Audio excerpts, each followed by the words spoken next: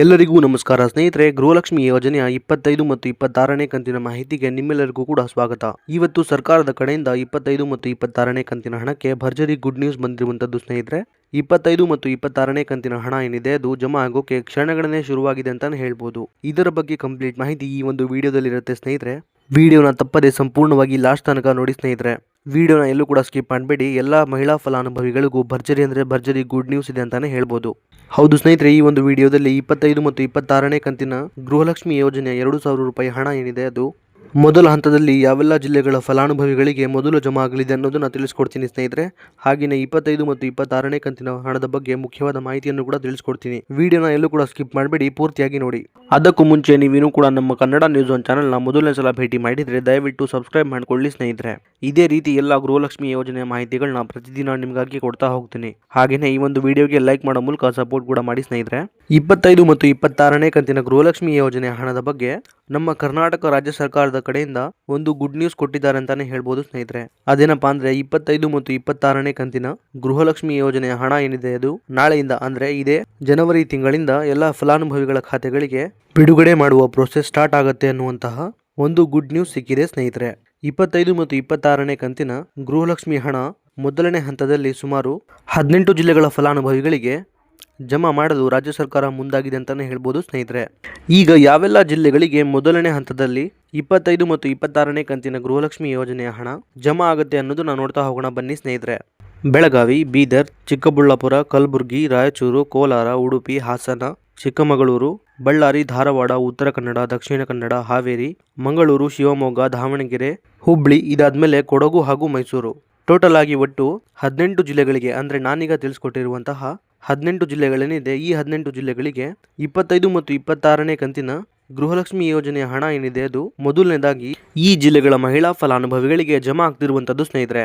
ಈಗ ಇಲ್ಲೊಂದು ಕ್ಲಾರಿಟಿನ ನಿಮ್ಮೆಲ್ಲರಿಗೂ ಕೂಡ ಕೊಡ್ತೀನಿ ಸ್ನೇಹಿತರೆ. ಅದೇನಪ್ಪಾ ಅಂದ್ರೆ ಈಗ ನಾನು ತಿಳಿಸ್ಕೊಟ್ಟಿರುವಂತಹ 18 ಜಿಲ್ಲೆಗಳೇನಿದೆ ಈ 18 ಜಿಲ್ಲೆಗಳಲ್ಲಿ ಸಂಪೂರ್ಣವಾಗಿ 25 ಮತ್ತು 26ನೇ ಕಂತಿನ ಗೃಹಲಕ್ಷ್ಮಿ ಯೋಜನೆಯ ಹಣ ಏನಿದೆ ಅದು ಎಲ್ಲಾ ಫಲಾನುಭವಿಗಳಿಗೆ ಒಟ್ಟಿಗೆ ಜಮಾ ಆಗೋದಿಲ್ಲ ಸ್ನೇಹಿತರೆ.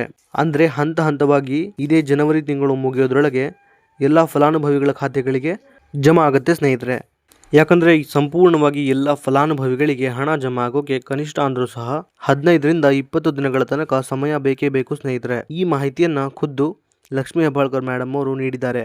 ಹಾಗಾಗಿ ಒಂದು ದಿನಕ್ಕೆ ಇಷ್ಟು ಫಲಾನುಭವಿಗಳಿಗೆ ಅನ್ನುವಂಥ ಒಂದು ರೀತಿಯಲ್ಲಿ 25 ಮತ್ತು 26ನೇ ಕಂತಿನ ಗೃಹಲಕ್ಷ್ಮಿ ಯೋಜನೆಯ 4,000 ರೂಪಾಯಿ ಹಣ ಏನಿದೆ ಅದು ಜಮಾ ಆಗ್ತಾ ಹೋಗುವಂಥದ್ದು ಸ್ನೇಹಿತರೆ. ಈಗ ನಾನು ತಿಳಿಸ್ಕೊಟ್ಟಿರುವಂತೆ ಇಷ್ಟು ದಿನದಲ್ಲಿ 25 ಮತ್ತು 26ನೇ ಕಂತಿನ ಗೃಹಲಕ್ಷ್ಮಿ ಯೋಜನೆಯ ಹಣ ಏನಿದೆ ಅದು ಜಮಾ ಆಗ್ತಾ ಹೋಗುವಂಥದ್ದು ಸ್ನೇಹಿತರೆ. ಆದರೆ 1 ಅಥವಾ 2 ದಿನದಲ್ಲಿ ಸಂಪೂರ್ಣವಾಗಿ ಹಣ ಜಮಾ ಆಗಲಿಕ್ಕೆ ಸಾಧ್ಯ ಇಲ್ಲ ಸ್ನೇಹಿತರೆ. ಇಷ್ಟು ಮಾತ್ರ ಕ್ಲಾರಿಟಿನ ನೀವಿಲ್ಲಿ ತಗೋಬೇಕಾಗತ್ತೆ. ಇನ್ನು ಉಳಿದಿರುವಂತಹ ಜಿಲ್ಲೆಗಳಿಗೆ 25 ಮತ್ತು 26ನೇ ಕಂತಿನ ಗೃಹಲಕ್ಷ್ಮಿ ಯೋಜನೆಯ ಹಣ ಯಾವಾಗ ಬರುತ್ತೆ ಅನ್ನೋದನ್ನ ನೋಡೋದಾದ್ರೆ ಸ್ನೇಹಿತರೆ, ಈಗ ಮೊದಲನೇದಾಗಿ ನಾನೀಗ ತಿಳಿಸ್ಕೊಟ್ಟಿರುವಂತಹ 18 ಜಿಲ್ಲೆಗಳಿಗೆ ಮಾತ್ರ ಹಂತ ಹಂತವಾಗಿ 25 ಮತ್ತು 26ನೇ ಕಂತಿನ ಹಣ ಬಿಡುಗಡೆಯಾಗುವಂಥದ್ದು ಸ್ನೇಹಿತರೆ. ಹಾಗೆಯೇ ಬಾಕಿ ಇರುವಂತಹ ಜಿಲ್ಲೆಗಳಿಗೆ ಈ ಜಿಲ್ಲೆಗಳ ಫಲಾನುಭವಿಗಳಿಗೆ ಹಣ ಜಮಾ ಆಗುವ ಪ್ರೋಸೆಸ್ ಮುಗಿದ ನಂತರ ಬಾಕಿ ಇರುವಂತಹ ಜಿಲ್ಲೆಗಳಿಗೂ ಕೂಡ 25, 26ನೇ ಕಂತಿನ 2,000 ರೂಪಾಯಿ ಹಣ ಏನಿದೆ ಅದು ಜಮಾ ಆಗೋಕೆ ಶುರುವಾಗುತ್ತೆ ಸ್ನೇಹಿತರೆ. ಇನ್ನು ಸಾಕಷ್ಟು ಜನ ಫಲಾನುಭವಿಗಳಿಗೆ ಇನ್ನೂ ಕೂಡ 23 ಮತ್ತು 24ನೇ ಕಂತಿನ ಬಾಕಿ ಹಣ ಏನಿದೆ ಅದು ಜಮಾ ಆಗಿಲ್ಲ ಅನ್ನುವಂಥ ಒಂದು ಕಾಮೆಂಟ್ಗಳು ಬರ್ತಾ ಇರುತ್ತೆ ಸ್ನೇಹಿತರೆ. ಅಂತಹ ಎಲ್ಲ ಫಲಾನುಭವಿಗಳಿಗೆ ಹೇಳೋದೇನೆಂದರೆ 23 ಮತ್ತು 24ನೇ ಕಂತಿನ ಹಣ ಏನಿದೆ ಅದು ಕಳೆದ ನವೆಂಬರ್ ಮತ್ತು ಡಿಸೆಂಬರ್ ತಿಂಗಳಲ್ಲಿ ಜಮಾ ಆಗೋಕೆ ಶುರುವಾಗಿರುವಂಥದ್ದು ಸ್ನೇಹಿತರೆ. ಹೀಗಾಗಿ ಎಲ್ಲ ಮಹಿಳೆಯರ ಖಾತೆಗಳಿಗೆ ಹಣ ಜಮಾ ಆಗೋಕೆ ಸ್ವಲ್ಪ ಸಮಯ ಹಿಡಿಯುತ್ತೆ. ಆದ್ದರಿಂದ ನಿಮ್ಮ ಖಾತೆಗಳಿಗೂ ಸಹ ಈ ತಿಂಗಳ ಒಳಗಾಗಿ 23 ಮತ್ತು 24ನೇ ಕಂತಿನ ಪೆಂಡಿಂಗ್ ಹಣ ಏನಿದೆ ಅದು ಜಮಾ ಆಗತ್ತೆ. ಹಾಗಾಗಿ ಯಾರು ಕೂಡ ಚಿಂತೆ ಮಾಡುವ ಅಗತ್ಯ ಇಲ್ಲ. ಇದಿಷ್ಟು ಕೂಡ ಇವತ್ತಿನ ಮಾಹಿತಿಯಾಗಿತ್ತು ಸ್ನೇಹಿತರೆ. ಇದೇ ರೀತಿ ಎಲ್ಲ ಗೃಹಲಕ್ಷ್ಮಿ ಯೋಜನೆಯ ಹೊಸ ಮಾಹಿತಿಗಳಿಗಾಗಿ ನಮ್ಮ ಕನ್ನಡ ನ್ಯೂಸ್ ಒನ್ ಚಾನಲ್ನ ದಯವಿಟ್ಟು ಸಬ್ಸ್ಕ್ರೈಬ್ ಮಾಡಿಕೊಳ್ಳಿ.